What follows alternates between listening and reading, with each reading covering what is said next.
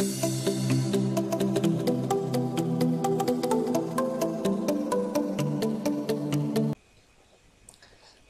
আলাইকুম, আরিফ সরকার YouTube Bangla help চ্যানেলের পক্ষ থেকে সবাইকে সাদর আমন্ত্রণ। আমি আজ আপনাদের দেখাবো কিভাবে আপনারা মেশিন রিডেবল পাসপোর্ট রিইস্যু করবেন, অথবা কোনো তথ্য পরিবর্তন করতে চাইলে অর্থাৎ মেয়াদ বাড়াতে চাইলে আপনারা কিভাবে করবেন সেটা আজ আপনাদের দেখাবো। তাহলে চলুন শুরু করা যাক। তো শুরুতেই জেনে নিই কী কী রিকোয়ারমেন্ট আমাদের প্রয়োজন আবেদন করার ক্ষেত্রে। দেখুন, পাসপোর্ট রিইস্যুর জন্য আবেদন করতে হলে আপনার কী কী সাপোর্টিং ডকুমেন্ট লাগবে। পূরণকৃত ডিআইপি ফর্ম 2 লাগবে 1 কপি, পুরাতন পাসপোর্টের ফটোকপি লাগবে 1 কপি, তথ্য পরিবর্তনের সপক্ষের নথিপত্র, তারপরে আসল পাসপোর্ট অর্থাৎ মূল পাসপোর্ট দেখাতে হবে, আর লাগবে আপনাকে ছবি এবং সাক্ষ্য পরিবর্তনের ক্ষেত্রে সরাসরি উপস্থিত। তারপর হচ্ছে ফির পরিমাণ লাগবে হচ্ছে সাধারণ ফি 3,450 টাকা, জরুরি ফি 6,900 টাকা। কোথায় কোথায় আপনি টাকা জমা করতে পারবেন? Trust bank, one bank, bank Asia, premier bank, Dhaka bank, এগুলো আপনি বাংলাদেশের যে কোনো শাখায় টাকা জমা করতে পারবেন। আর সোনালী ব্যাংকে টাকা জমা করবেন, যে পাসপোর্ট অফিসে আবেদন ফর্ম জমা করবেন তার সন্নিকটে ওই শাখায় আপনি সোনালী ব্যাংকে টাকা জমা করতে পারবেন। এখন আপনার পাসপোর্ট মেয়াদ উত্তীর্ণ পাসপোর্টের ক্ষেত্রে আবার প্রতি বছরের জন্য আপনাকে 3,450 টাকা অতিরিক্ত ব্যাংকে জমা করতে হবে। আপনার পাসপোর্টের মেয়াদ যদি পাসপোর্ট 5 বছর ওভার হয়ে থাকে তাহলে সেই ক্ষেত্রে প্রতি বছরের জন্য 350 টাকা আপনাকে জরিমানা হিসেবে অতিরিক্ত জমা করতে হবে। এবার চলুন ডিআইপি ফর্ম 2 আমরা কিভাবে পূরণ করব। আমি আপনাদের পূরণকৃত নমুনা ফর্ম দেখাবো। দেখুন, এটা হচ্ছে তথ্য পরিবর্তন বা সংশোধন আবেদন ফর্ম। এই ফর্মগুলি পাবেন যে কোনো পাসপোর্ট অফিসের তথ্য অনুসন্ধান কেন্দ্রতে সংগ্রহ করতে পারবেন, অথবা passport.gov.bd এই ওয়েবসাইট থেকে ডাউনলোড করে নিতে পারবেন। এবার দেখুন, আঞ্চলিক পাসপোর্ট অফিস বা মিশনের নাম, এখানে যে অফিসে আবেদন ফর্ম জমা করবেন সেই অফিসের নাম, আবেদনকারীর নাম বাংলায় এখানে, আবেদনকারীর নাম ইংরেজিতে এখানে, আপনার পূর্বে পাসপোর্ট নম্বর এখানে, পাসপোর্ট নম্বর এখানে, মেয়াদ উত্তীর্ণ তারিখ এখানে, ইস্যুর স্থান, কোন অফিস থেকে আগের পাসপোর্ট করেছিলেন সেই অফিসের নাম এখানে, তারিখ কোন তারিখ আপনাকে পাসপোর্ট প্রদান করা হয়েছিল সেই তারিখ।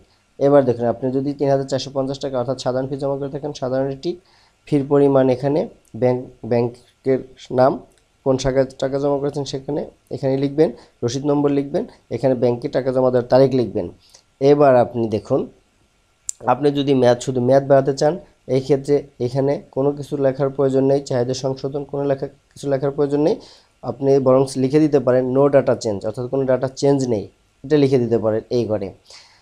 আর যদি আপনি নামের কোনো অংশ চেঞ্জ, বয়স চেঞ্জ করতে চান সেই ক্ষেত্রে আপনি এখানে আপনার বর্তমান প্রদর্শিত তথ্য লিখবেন, আর যেটা সংশোধিত তথ্য আপনি যেটা চাচ্ছেন সেটাই করে লিখবেন।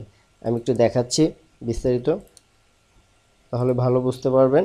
দেখুন, আপনি ধরুন আপনার বর্তমানে পাসপোর্টে আছে মোহাম্মদ রহিজউদ্দিন, আপনি এখানে আপনার মোহাম্মদটা বাদ দিতে চাচ্ছেন, অর্থাৎ চাচ্ছেন শুধু রহিজউদ্দিন, তাহলে আপনি বর্তমানে পাসপোর্টের এই অংশটা এই ঘরে লিখবেন, আর যেটা আপনি চাচ্ছেন সংশোধন করে নতুন নাম সেটা এই ঘরে লিখবেন। লিখে কোন তারিখে আপনি পাসপোর্ট অফিসে আবেদন ফর্ম জমা করবেন সেই তারিখ এবং স্বাক্ষর এখানে লিখে আপনি পাসপোর্ট আবেদন করতে পারেন। তবে আপনি যদি ঠিকানা পরিবর্তন করতে চান সেই ক্ষেত্রে আপনাকে আবার পুলিশ রিপোর্ট করাতে হবে। সেই ক্ষেত্রে আপনাকে ডিআইপি ফর্ম 1, অর্থাৎ আমার আগের ভিডিওতে দেখাইছি কীভাবে ডিআইপি ফর্ম 1 অর্থাৎ নতুন পাসপোর্টের জন্য ফর্ম পূরণ করতে হয়। সেই ক্ষেত্রে যদি আপনি ঠিকানা পরিবর্তন করতে চান সেই ক্ষেত্রে আপনাকে একটি ডিআইপি ফর্ম 1 অর্থাৎ 2টি ডিআইপি ফর্ম 1 পূরণ করতে হবে। এই ক্ষেত্রে আপনি শুধু আমার আগে ভিডিওটি দেখে নেবেন পুরো ফর্ম কীভাবে পূরণ করতে হয়, আর সেই ফর্মের ইস্যুর ক্ষেত্রে শুধু এই 23 নম্বর এই অপশনটিকে পূরণ করতে হবে। এই ক্ষেত্রে আপনাকে দেখুন, এখানে আপনার আগের পাসপোর্ট নম্বরটি, ইস্যুর স্থান ও তারিখ, এখানে আপনি মেয়াদ উত্তীর্ণের ক্ষেত্রে পরিবর্তন, আর মেয়াদ উত্তীর্ণের ক্ষেত্রে এখানে টিক দিবেন, আর যদি কোনো তথ্য পরিবর্তন করছেন তাহলে এখানে টিক দিবেন। আর পুরোপুরি ফর্ম পূরণ করার নিয়ম আমার আগের ভিডিওটি দেখে নেবেন।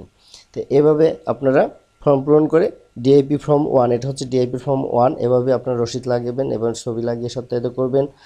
করে ফর্মের পিছনে এখানে সত্যায়িত করাবেন। সত্যায়িত করাতে হবে কাকে দিয়ে, এখানে নির্দেশনা দেওয়া আছে ফর্মের পিছনে, এখানে দেখে নেবেন। সত্যায়িত করিয়ে এভাবে ডিআইপি ফর্ম 1 সাজিয়ে তার উপরে 1 পেজের রিইস্যু ফর্ম লাগাবেন। কিভাবে লাগাবেন আমি দেখাচ্ছি। এভাবে লাগাবেন, এভাবে পিন আপ করবেন, এভাবে ডিআইপি ফর্ম 1, তারপরে তার সাথে স্লিপ ছবি সত্যায়িত, ফর্মের পিছনে সত্যায়িত এবং তার উপরে ডিআইপি ফর্ম অর্থাৎ রিইস্যু ফর্ম লাগিয়ে এবং আপনারা পাসপোর্ট আবেদন ফর্ম কমপ্লিট করবেন। কমপ্লিট করে পাসপোর্ট অফিসে জমা করবেন। তবে আপনি যদি কোনো কিছু তথ্য পরিবর্তন করতে চান, সেই ক্ষেত্রে আপনাকে সংশোধিত ভোটার আইডি অথবা সংশোধিত এনআইডি অথবা কোনো সার্টিফিকেট, হ্যাঁ, অর্থাৎ যে সাপোর্টিং ডকুমেন্ট দিবেন, যে যার ভিত্তিতে আপনি এটি পরিবর্তন করতে চাচ্ছেন, সেই সংযুক্তিগুলো দেখুন। ডিআইপি ফর্ম অর্থাৎ রিইস্যু ফর্মের পিছনে একটি অংশ আছে সংযুক্তি, এখানে আপনি লিখে দিতে পারবেন কী কী কপি আপনি দিয়েছেন। এখানে সংযুক্তিটা এভাবে লিখে দিবেন। লিখে দিয়ে এভাবে আপনি ফর্মটা সেট করে আপনি পাসপোর্ট অফিসে জমা করবেন। এই ক্ষেত্রে আপনাকে পাসপোর্ট অফিস আপনার পূর্বের পাসপোর্ট নম্বর দিয়ে সার্চ করে আপনার আগের তথ্যগুলি নিয়ে আসবে। নিয়ে এসে আপনি যেটা তথ্য পরিবর্তন করতে চাচ্ছেন সেই তথ্যটি পরিবর্তন করে সাবমিট করে দিয়ে আপনাকে একটি ডেলিভারি স্লিপ দিয়ে দিবে। এক্ষেত্রে আপনার ছবি আর ফিঙ্গার নতুন করে আর নেওয়া হবে না। এই হচ্ছে আপনার কাজ। এভাবে আপনি পাসপোর্ট অফিসে পাসপোর্ট ফর্ম পূরণ করে আবেদন করে করতে পারবেন। তো এই ক্ষেত্রে আমার এই ভিডিওটি যদি ভালো লাগে আপনারা অবশ্যই লাইক, কমেন্ট এবং সাবস্ক্রাইব করবেন।